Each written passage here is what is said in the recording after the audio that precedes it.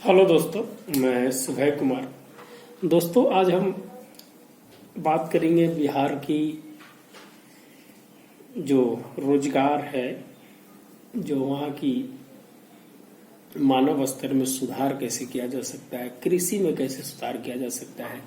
तो जब आप कोई आंसर्स लिख रहे हैं, आप GS2 का जब second paper economics and geography का जो सेक्शन है जिसमें इकोनॉमी का 2 क्वेश्चन आता है, उसमें आप है जो जैसे मानव संसाधन का क्वेश्चन आ गया, बेरोजगारी का क्वेश्चन आ गया, समावेशी विकास का क्वेश्चन आ गया, बिहार की वर्तमान स्थिति के बारे में अगर क्वेश्चन आ गया, तो इसमें आप है जो ये एक यूनिवर्सल चीज है जिसमें आप है जो रोजगार को जोड़ सकते हैं, कृषि को जोड़ सकते हैं, जिसके चलते है जो वहाँ उद्योग के बारे में अगर आ गया तो इस सब चीज से है जो रिलेट करके आप है जो इसको लिख सकते हैं। तो रोजगार पाने के लिए क्या करना पड़ेगा, कृषि को कैसे बढ़ाना पड़ेगा, शिक्षा को है जो कैसे है जो इम्प्रूव करना पड़ेगा, बिहार से जो पलायन है उसको कैसे रोकना पड़ेगा, बिहार की जो प्राकृतिक संसाधन है उसका कैसे उपयोग करना पड़ेगा, बिहार की जो पॉपुलेशन है उसको कैसे स्किल किया जाएगा।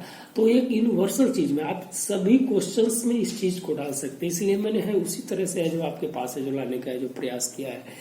तो आज हम बात करेंगे और बजट प्रावधान और इकोनॉमिक सर्वे को है जो इसमें जो जरूर ऐड कर दीजिएगा। जो अभी आपका 2020-21 का जो इकोनॉमिक सर्वे आया है और 2021-22 का जो आपका बजट आया है, उस बजट को दोनों को है जो उसमें ऐड कर गए। आप जानते हैं कि डबल डिजिट में इस बार जो ग्रोथ रेट रहा है, जो जिस प्रकार की है जो स्थिति है जो वर्तमान में कोविड के बाद भी बिहार की प्रगति आज जान रहे हैं। राजकोषीय घाटा की अगर बात किया जाए तो 2.0% रहा है, जो FRBM के अनुसार 3 होना चाहिए। तो निश्चित रूप से बिहार की स्थिति है जो बजट के आधार पे है जो उसको हम अच्छा मान सकते हैं। लेकिन जो वर्तमान स्थिति है, क्या स्थिति है, आप जानते हैं कि सबसे ज्यादा बेरोजगारी की दर वहाँ है, शिक्षा की जो दर है वहाँ सबसे कम है, लेकिन धीरे धीरे हम लोग है जो आगे बढ़ रहे हैं। 15वें वित्त आयोग में है जो क्या क्या है जो प्रावधान किए गए हैं उसके बारे में भी है जो आपकी चर्चा है जो उसमें होनी चाहिए। बजट प्रबंधन में आपदा प्रबंधन के लिए जो क्या किया गया है, 7,000 करोड़ रुपया है जो दिया गया है इस बार। उसमें है जो आवंटन कैसे होता है, उस आवंटन की स्थिति के बारे में जानिएगा कि 100% अगर मिलता है तो अगर किसी भी राज्य में अगर आपदा आती है तो उसका 25% और उसमें ऐड करके लिया जाता है। 2015 के बाद ऐसे स्थिति बनाई गई है, सरकार ने इसे मांग किया है कि इसको जो चेंज किया जाएगा कि बिहार है जो एक आपदा स्टेट है, हमेशा है जो बाढ़ और सूखा की स्थिति से है जो आप जानते हैं कि जो उत्तरी बिहार है जो हमेशा उसके जो 22 से 23 जिले हैं जो हमेशा जो बाढ़ से ग्रसित रहते हैं और दक्षिण बिहार जो सूखा से ग्रसित रहता है। तो हमें किस प्रकार के है जिस प्रकार तो हमने जो बहुत बड़ी बातें हैं जिसमें जो करने की कोशिश करेंगे। तो आज हम बिहार में रोजगार की जो सबसे बड़ी चीज है जो समस्या की कैसे है जो रोजगार को, तो आप जानते हैं कि स्किल इंडिया एक प्रोग्राम चला था, उसके है जो 4 साल है जो 5 साल पूरे होने जा रहे हैं। वो जो भारत सरकार के उसमें 3-4 प्रकार का था, बिहार कौशल युवा कार्यक्रम भी था, प्रधानमंत्री कौशल विकास योजना भी था। तो ये सब चीजें है जो स्किल इंडिया 3.0 भी है जो चालू किया गया, जो कौशल विकास 3.0। तो इस पे क्या क्या है जो इम्पोर्टेंस था। देखिए, कोई भी योजना है जो पूरा हो रही है तो उसके बारे में है जो जानकारी है जो आपको रखनी बहुत जरूरी है। 34.17 जो करोड़ लोग हैं जो पूरे भारत की बात करें उसको प्रशिक्षण दिया गया था। कौशल विकास के तीसरे चरण की शुरुआत हुई है। श्रम शक्ति की जो शिकायत रहती थी उसकी है जो उचित परिश्रमिक है जो नहीं मिलता था वो है जो उसमें बोला गया था, और इसके विपरीत की नियोक्ता की शिकायत रहती थी कुशल श्रमिक है जो उसको है जो नहीं मिलता है। तो दोनों ही या स्किल्स नहीं थे और जब स्किल्स है तो उसके पास काम नहीं था। तो इस दोनों चीज को बैलेंस करने के लिए जो कौशल विकास को लाया गया, और इसके अंदर जो था इसमें किया गया था कि इलेक्ट्रॉनिक्स, हार्डवेयर, फूड प्रोसेसिंग, प्रसंस्करण, फर्नीचर, फिटिंग, हैंडक्राफ्ट, ज्वेलरी और लेदर टेक्नोलॉजी, इस सब चीज के है जो क्षेत्रों में है जो काम किया, करीब करीब है जो सभी मंत्रालय है जो मिलकर है जो इसको है जो काम कर रहे थे। तो निश्चित रूप से है जो कौशल विकास योजनाएं हैं एक सकारात्मक रूप में है जो उसको हम देख सकते हैं। हम धरातल पर क्या है और वर्तमान स्थिति क्या है, हम है जो हमेशा है जो योजनाओं को एक सकारात्मक भूमिका में है जो लिखने का है जो प्रयास करेंगे, कभी भी है जो नकारात्मक नहीं लिखेंगे। क्या है कि सरकार की योजनाएं हैं हमेशा है जो सफल योजनाओं के रूप में है जो मानी जाती है। आप है जो जब मेंस में लिख रहे हैं तो उसको सफल बनाने के जो प्रयास कीजिए। एक है जो ब्यूरोक्रेट्स का ये मतलब होता है कि कोई भी योजनाएं हैं उसको आप है जो सफल कैसे बना सकते हैं, तो आप है जो हमेशा पॉजिटिव थिंग में लिखने का है जो प्रयास कीजिएगा। इसके लिए 22,500 जो प्रशिक्षण केंद्र है जो खोले गए हैं। अगर बिहार की अगर इसमें बात किया जाए तो 7 निश्चय को इसमें ऐड कर दीजिएगा, 1.0 एंड 2.0। विकसित बिहार, सशक्त बिहार जो 2.0 का था उसका है जो आप इसको लिख दीजिएगा, और 1.0 जो है जो 7 निश्चय का था उसकी है जो लिख दीजिएगा। जैसे महिलाओं को कैसे है जो 35% आरक्षण देने की बात की गई है, स्किल सेंटर है जो खोलने की बात की गई है, तो इसमें है जो कौशल विकास में इसको ऐड करें। तो वही है जो कोई भी चीज क्वेश्चन को है जो ऐड करके है जो लिखने का है जो प्रयास कीजिएगा, तब आपका आंसर है जो बहुत बढ़िया बनेगा।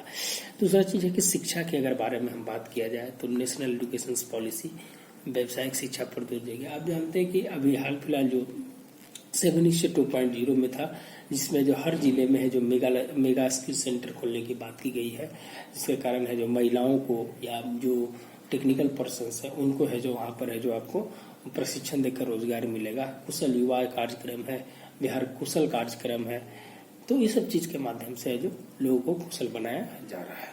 तो बिहार से जरूर ऐड कीजिएगा। व्यावसायिक शिक्षा पर है जो जोर दिया गया है। आप जानते हैं दोस्तों कि हम यहाँ से गांधी जी को भी कोट करते हैं। गांधी जी कहते थे कि भाषाओं में जो गुण है वो है जो देश के विकास की है जो एक है जो सीढ़ी होती है। आपको हम बता दें कि इजराइल और चाइना की जो भाषाएं हैं उस भाषा में है जो वहाँ है जो प्रशिक्षण और वहाँ के पाठ्यक्रम होते हैं, तो वहाँ का विकास देखिए कि कैसा होता है। आप उसको बढ़िया से समझने में प्रयास करते हैं। जैसे आज इजराइल की हिब्रू भाषा की बात किया जाए और चीन के मंदारिन की बात किया जाए, बाकी यूरोप की और भाषाओं की बात किया जाए, तो भारत में भी भाषाओं का जो स्थिति है वो है जो पहले से अब है, पहले तो कमजोर हो रही थी, लेकिन है जो नेशनल एजुकेशन पॉलिसी में इसे है जो और है जो अच्छा करने का प्रयास किया गया, भाषा परक बनाने का प्रयास किया गया। और गांधी जी ने कहा था कि है जो भाषा का ज्ञान होगा तो है जो देश का विकास होगा।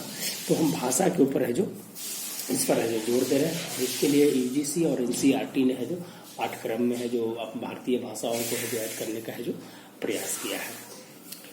2009 के एक रिपोर्ट्स में है कि 16% 3% स्नातक, 14% 2 स्नातकोत्तर, 11% 3 सर्टिफिकेट्स और 11.1% है जो डिप्लोमा कोर्स है जो इसमें है जो करते हैं। और है जो आने वाला समय में जो हो सकता है कि भाषा हो कि अगर स्थिति अच्छी रहेगी तो निश्चित रूप से इसके सकारात्मक प्रभाव पड़ेगा। आप जानते हैं कि जब शुरू में जो दूसरा आयोग बना था उस समय जो भाषा की और संस्कृत की भी है जो इसमें जो डालने का जो प्रयास किया गया था, कोठारी आयोग की हम बात कर रहे हैं, 1967-68 के आसपास में एक आयोग बना था। उस समय उसमें बोला गया था कि है जो भाषा परक है जो ज्ञान होना चाहिए। तो शिक्षा के बारे में है जो और एक सच्चर कमेटी का रिपोर्ट अल्पसंख्यक के ऊपर आया था कि उनके भाषाओं में, जैसे मान लीजिए मुस्लिम लोग हैं, उनके जो भाषाओं में अगर है जो प्रयोग किया जाता है तो वहाँ के लोग है जो उसमें मौलवियों की बनने की संख्या 43 से 45% है। मैंने उसी क्षेत्र में है जो तो उनको उस भाषा का ज्ञान होता है तो उस क्षेत्र में जो अपना काम करते हैं। मात्र 2% लोग है जो सेंट्रल स्तर पर रिसर्च की ओर जाते हैं, जो मदरसे में पढ़ते हैं। तो सच्चर कमेटी का रिपोर्ट था, तो आप उसको भी देख सकते हैं। आप है जो बैलेंस करके है जो लिखने का प्रयास कीजिएगा।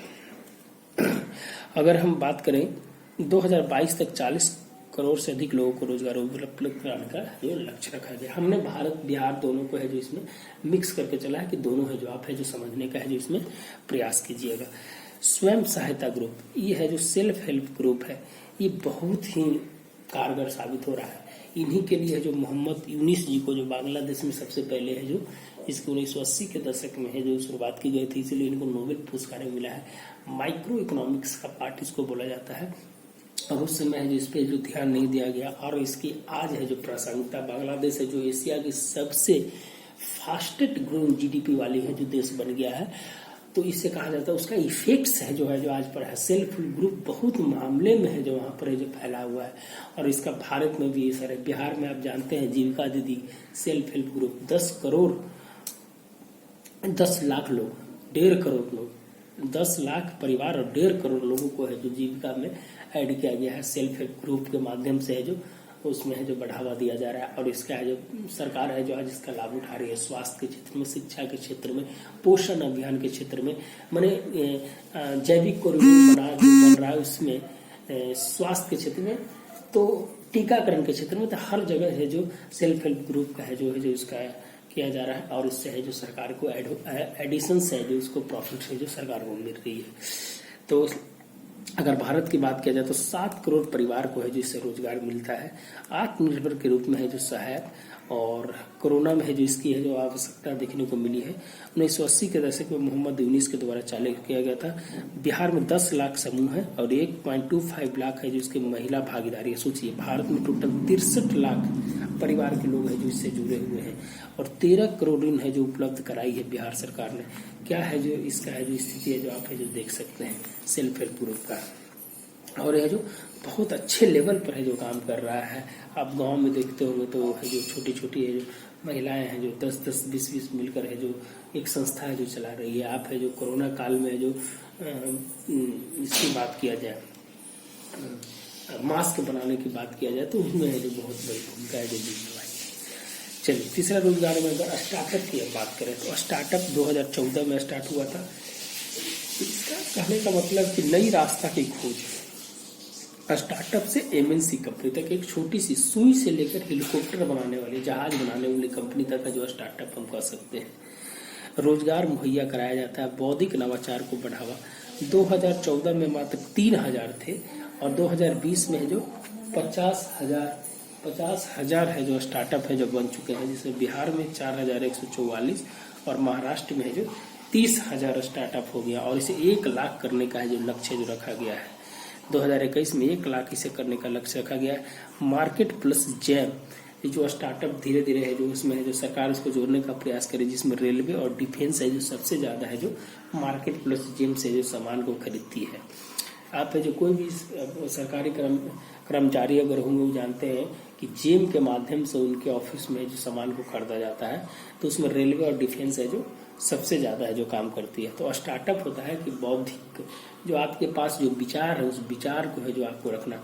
आप जानते हैं कि जो बिहार में जो 12 विश्वविद्यालय उसमें 254 सेंटर पर है जो स्टार्टअप केंद्र खोला गया है, उसका इंक्यूबेशन सेंटर है जो बनाया गया है।